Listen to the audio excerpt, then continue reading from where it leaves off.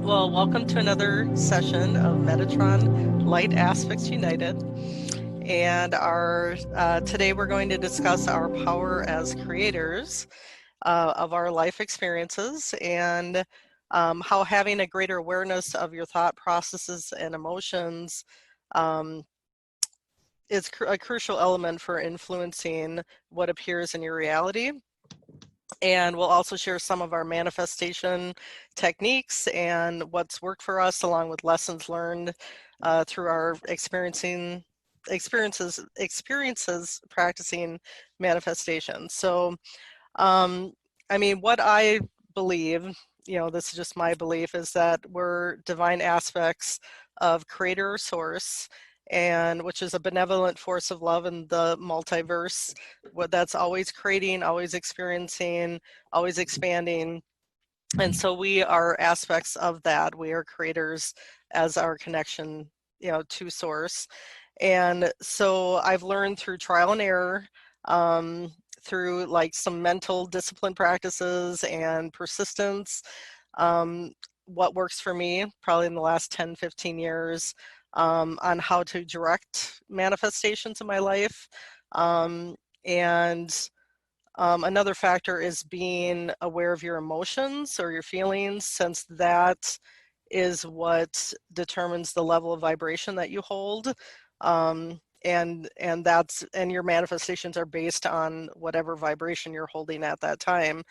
And so in general, you want to look within yourself at, are there any, I guess, labels or that you attach to situations or people when you're trying to manifest certain things in your life, because that can limit the possibilities for your manifestation. So if you're being too specific in what you're, it has to be like, if you're trying to manifest a job or a relationship, if you're too specific as far as it has to be this particular job at this particular company or something like that, and your focus should be more on how do you want to feel when you have what it is that you want to manifest, and getting into that feeling place as if you already have whatever it is you're trying to manifest. So some of the techniques that I use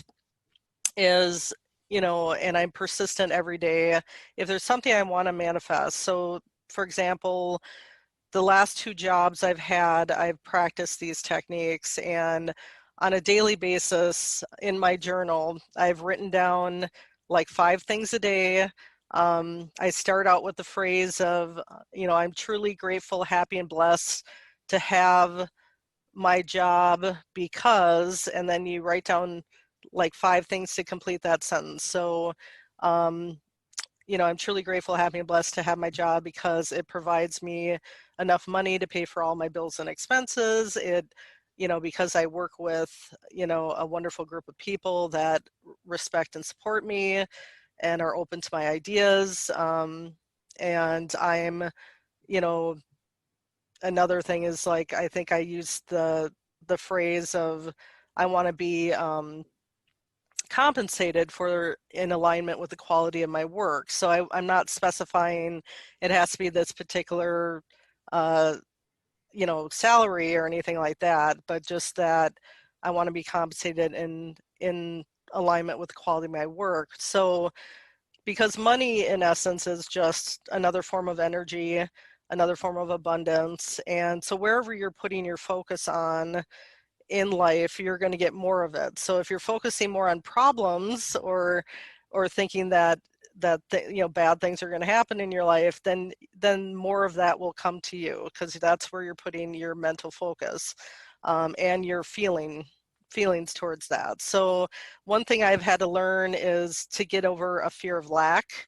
So when I first started out, I was focusing on, like having more money or having a better job that would pay more, or paying off debt or whatever. And I would, it took a while for me to get out of even like a subconscious feeling of lack and getting more into in a feeling as if I already have what it is I'm trying to manifest, and truly kind of visualizing that or feeling that internally. And that does have a lot to do with the mental discipline I'm talking about. And so if you persist with setting your intentions on a daily basis, you know, I usually do it at the beginning of the day, how I want my day to be, you know, even as general as that I want it to have these qualities, and then start, you know, feel that I already have that in my life, has been the key for me. And yeah, so I don't know if Miguel or Nilesh, if you've had any techniques that have worked for you, or any experiences in your life that, you know, through trial and error. But yeah, I mean, it's taken me about 10 to 15 years to kind of hone what works for me. And but a lot of it is that persistence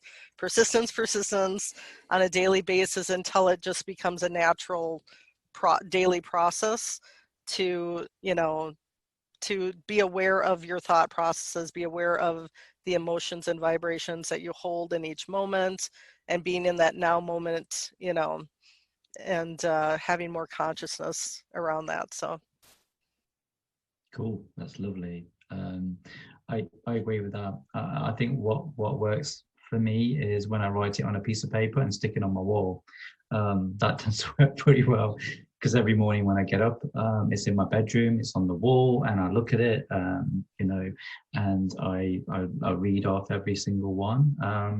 And it kind of like reinforces, so I actually say it out aloud. So, you know, the key to manifestation is thinking, and then saying, and then doing, and those are the three things. So yeah, I mean, you're already thinking about it, and then when you're saying it, that's the second stage. And then once you start to imagine it, that's the doing bit. That's when you already, like you're talking about, Susan, where you already imagine you already have it, and you know, you're already there with it, and that's the doing bit. So that tends to work pretty well for me, and I change it quite a lot. So I will change it. I haven't got one up on my wall at the moment. I'm terrible. I really should do one, but yeah, I've used that before. And the other thing I've used is I do a lot of driving. So you know, I travel between my clients, and sometimes that traveling time is like an hour, 40 minutes. And so I'm saying mantras to myself, and I'm saying this out loud in the car. It's only me.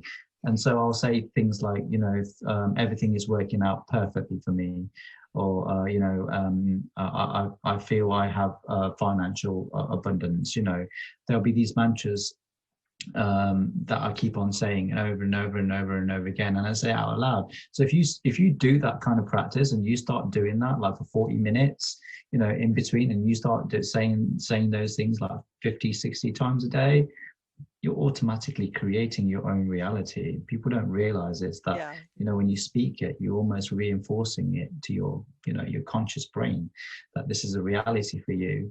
And therefore things do work out perfectly, and they have done. They've worked out pretty perfectly. It's Yes. interesting that when you stop, though, it stops. Yeah. So Yeah, it's being persistent with it, yeah, practicing every day. And when I used to drive into work, I used to do the same thing, do mantras every morning, like I attract my highest good to me at all times, or, you know, things like that. So I totally agree with that. yeah. Yeah. Do you have How about anything you, to add, Mika? Miguel? So yeah, so obviously I agree with everything you guys have said already. I mean, it's I was also thinking about how to start from the beginning, because for me it took around 33 years to be precise. So I'm gonna call myself a late adopter. But basically what I was thinking is, like, if I make two very clear distinction, one would be to manifest, or try to manifest rather, I'll call it, with your brain, and another one would be with your heart. And obviously, if I only say this, there's not too much there's not too much structure to cling on to. But I mean, for me, these initial 33 years were a set of let's say occurrences in which I improved the way of manifesting with the brain. Now the problem with that is that typically a person in his or her life is going to be allowed to keep manifesting with the brain until you get really good at it. And then when you have gotten really good at it, then it will show you what it means to manifest with the brain, and the whole thing will crumble.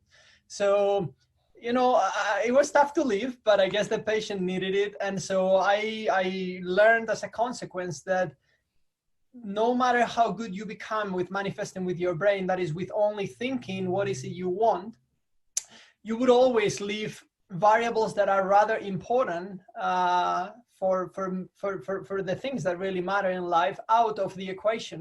And at a certain point, you may manifest what you have thought once again, but those variables sooner or later will come back and crumble the whole thing. So that's one thing I wanted to bring out and share with many of the listeners.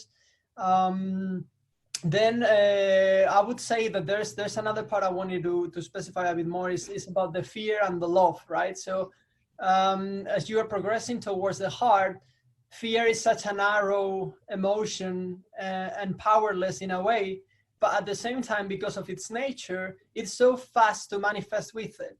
So, you know, if you go on the street and you are fearful about walking, rest assured you're going to fall down, or you're going to twist your ankle or anything of that sort. And, you know, we all have stupid examples like that, but it is because of its narrowness of that feeling that you can manifest really quick. So when you move towards love, the more you move to love, the more broader and powerful the emotion is. So at the beginning, as you are venturing into it, it may be that you may have some doubts around, you know, I'm really doing everything I've been told. I am feeling, I am setting the intention, I am wording it, I am creating with a word, I am following suit with the strategy to get it manifest. But, you know, it takes long. I don't see it. And then you start with the self-doubt. So, you know, what I wanted to say is, it may be that the beginning of the transition is going to take more time because you're moving into such a broad scenario. And when you move into such a broad scenario, what I have found also very, very beautiful is that as you include others into that you are intending to manifest, and you kind of like follow this process we've talked about, and you stop worrying, it comes in the most miraculous of ways, in the most precise and perfect time, and it always gives you this kind of smile, or even ecstasy crying that I call, because you would have never gotten it alone, and you would have never gotten it if you were to set all these conditions. I want it yesterday, I want this in red gradation, you know. So that those things I think came to mind, and I think it's important for people to make sure that everything is a learning process. So when you know towards which direction you're moving in manifestation, rest assured that it will happen. You just need to segregate the doubts, because it will take a bit of practice. But once you get closer to that, I think manifestation could happen like that. I mean, I think we have all had examples of that. And the good thing is, you will always keep learning. So, yes, we are limitless possibility within each of us, every single person. So that's why manifestation eventually could include, it will always be inclusive actually, and could include not only our earth or our loved ones or all the people that inhabit this planet, but actually other dimensions, other planets, other universes. And that's what, to me, it's really beautiful about it too. Yeah, I mean, that brings to mind, letting go of all attachment to how you think it's going to manifest. And just, I usually say something to the fact that, you know, that with divine blessings and divine timing involved, you know, or something to that effect. But yeah, I mean, it really takes a while to really let go of, like, you know, being so attached to, like, well, when is it going to happen? You know, what is it going to be?